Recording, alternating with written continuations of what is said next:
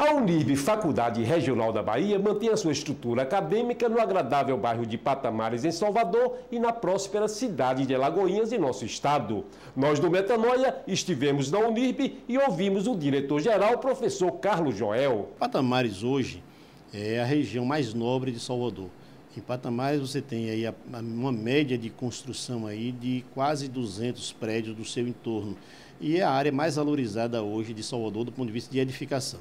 Então a Unirb está instalada no que tem de melhor do ponto de vista físico, nos seus espaços, sua estrutura, e também em um bairro nobre da cidade de Salvador.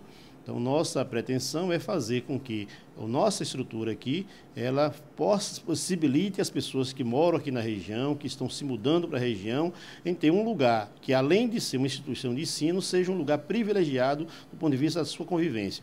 Estamos implantando, inclusive, uma nova estrutura já com projetos, está aguardando apenas a liberação da prefeitura, para construirmos um novo prédio da faculdade. Então a faculdade ela vai funcionar em um prédio, porque nós vamos restabelecer o colégio que funcionou aqui, que foi um dos melhores colégios da cidade do Salvador, que também hoje é uma propriedade nossa, para que volte a funcionar a escola da educação infantil ao terceiro ano do ensino médio e assim também possibilitar que a região tenha uma estrutura de ensino no nível da educação infantil ao ensino médio, também de qualidade, vinculada já à estrutura da faculdade. Alagoinhas nós temos uma estrutura também com a mesma qualidade física que temos em Salvador, com uma diferença que nós estamos implantada dentro de uma estrutura de 40 mil metros só na área da faculdade. Na verdade, fizemos um jardim, a faculdade está implantada dentro de uma área que é um jardim, do ponto de vista da natureza que está em seu entorno, da qualidade dos espaços que estão construídos para a vida, para que as pessoas lá tenham prazer em estar estudando e viver lá. E no entorno temos uma área de aproximadamente 150 mil metros quadrados no seu entorno, que é para a ampliação da instituição.